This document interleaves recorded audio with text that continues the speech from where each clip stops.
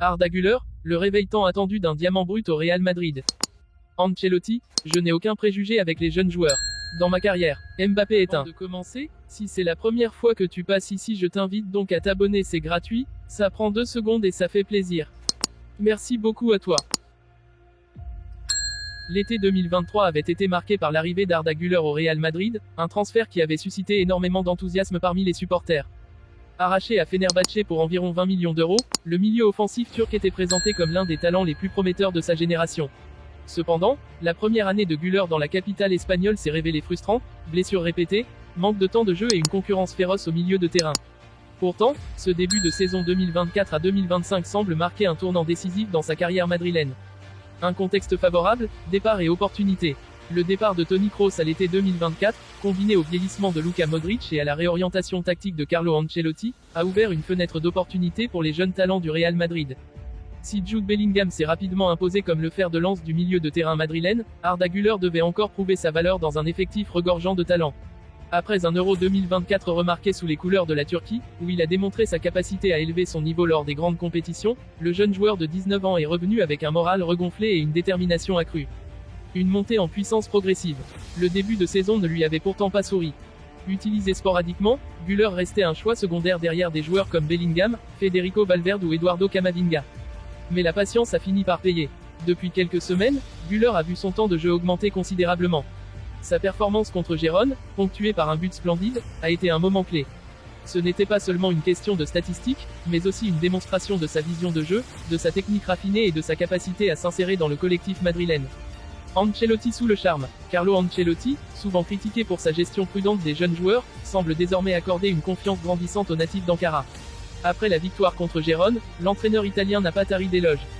Plus grand que, ce but lui enlève beaucoup de pression. Il a travaillé dur, il a couru pour l'équipe, et cela prouve qu'il a sa place ici. Il doit encore progresser, mais il est sur la bonne voie. Ces paroles illustrent un changement notable dans la perception de Güler au sein de l'effectif. Alors que les doutes planaient encore sur sa capacité à s'imposer, Ancelotti semble désormais prêt à lui donner les clés du jeu dans certains contextes.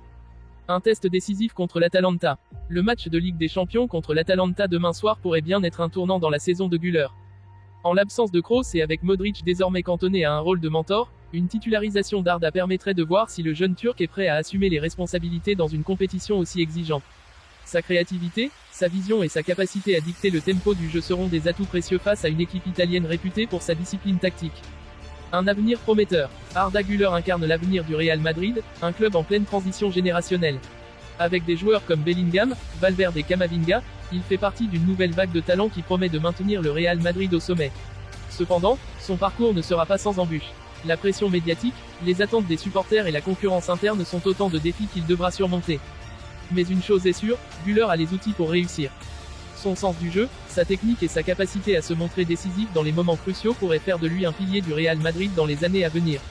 Les semaines qui viennent seront déterminantes pour consolider sa place dans l'équipe et prouver qu'il peut être bien plus qu'une étoile montante, mais une véritable référence. L'heure d'Arda Güler a-t-elle enfin sonné?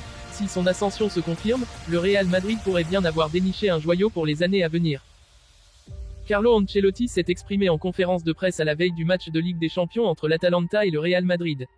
Quel sera le niveau d'exigence de la journée de demain? Très exigeant. L'Atalanta va très bien, elle a beaucoup progressé par rapport à la Supercoupe. Ils sont sur une bonne série et sont pleins d'enthousiasme. Mais nous avons la possibilité de gagner et de nous qualifier. Vinicius sera-t-il titulaire? Il va bien, il a totalement récupéré. La séance d'entraînement d'aujourd'hui sera très importante, tout comme Rodrigo. Bellingham va bien, à 100%. Les seuls doutes concernent Vinicius et Rodrigo. Nous prendrons une décision après la séance d'entraînement. Qu'est-ce qui a changé avec Bellingham depuis un mois? Pas grand-chose. Ce qui a changé, c'est la dynamique de l'équipe. Nous avons désormais plus de mobilité en attaque et il en profite. Il a marqué, bien sûr, et c'est important, mais son attitude est la même. Qu'est-ce que vous aimez chez Gasperini? Nous sommes de bons amis. Il était au centre de formation de la Juventus quand j'y étais. Il fait un travail fantastique. Chaque saison, il change beaucoup de joueurs, mais il sait s'adapter. Il joue de manière intense et magnifique. Son travail est spectaculaire. Valverde n'a manqué qu'un seul match sur les 77 derniers. Est-ce qu'il prend ces choses en compte? Et ce qu'il a dit à propos des vacances, est-ce que c'est fini?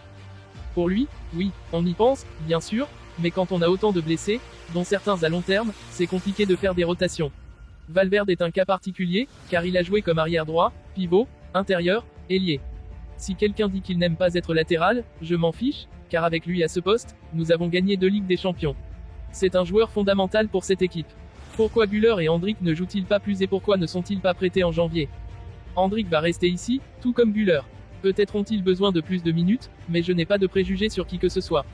J'essaie simplement de faire jouer les meilleurs joueurs à chaque match, qu'ils aient 18 ou 40 ans. C'est parfois le cas avec Hendrik, avec Güler ou d'autres. Il faut être patient avec les jeunes, oui. Ils apportent de l'enthousiasme mais, parce qu'ils sont jeunes, ils doivent aussi apprendre certaines choses. Je n'ai pas de préjugés à l'égard des jeunes. Au cours de ma carrière, j'ai fait jouer des jeunes de 17 ou 18 ans, si je pensais qu'ils étaient aptes à jouer les matchs. Quel effet cela fait-il de voir l'Atalanta en tête de la Serie A? C'est une grande équipe, ils ont un beau stade, c'est un club qui fait un travail spectaculaire, même s'ils perdent beaucoup de joueurs chaque été, comme je l'ai déjà dit. Ils s'adaptent toujours, et cela en dit long. Avez-vous le sentiment que demain vous jouerez pour plus que 3 points? Non, rien de plus. Ce seront 3 points importants pour se qualifier. Il sera difficile de terminer dans les 8 premiers, nous devrons donc jouer un 8e de finale, malheureusement. Mais demain, ce ne sont que 3 points. Vous semblez plutôt détendu par rapport à l'enjeu, n'est-ce pas? J'ai pleinement confiance en mon équipe, en mes joueurs. Nous avons progressé et nous sommes maintenant dans une bonne dynamique. Demain pourrait être le match le plus difficile d'ici la fin de l'année. Qu'est-ce qu'un entraîneur et un club doivent avoir pour durer aussi longtemps? L'entraîneur peut tenir si le club tient, sinon, l'entraîneur ne peut pas. C'est aussi simple que cela. Il n'y a pas d'autre recette. La relation club-entraîneur est très importante pour la réussite. La base doit être la confiance. Si vous réussissez, c'est parce que cette relation a été très bonne.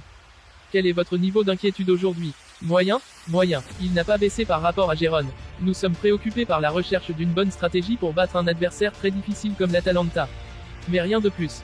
Pensez-vous que l'interview d'hier peut mettre fin au bruit autour de Mbappé? Ce soir ça allait être la première conférence de presse sans parler de Mbappé, jusqu'à ce que vous arriviez. Il va bien, il progresse. Je lui ai juste donné la confiance dont a besoin un joueur qui arrive dans un nouveau club. Il est dans une bonne dynamique et demain peut être très important pour lui.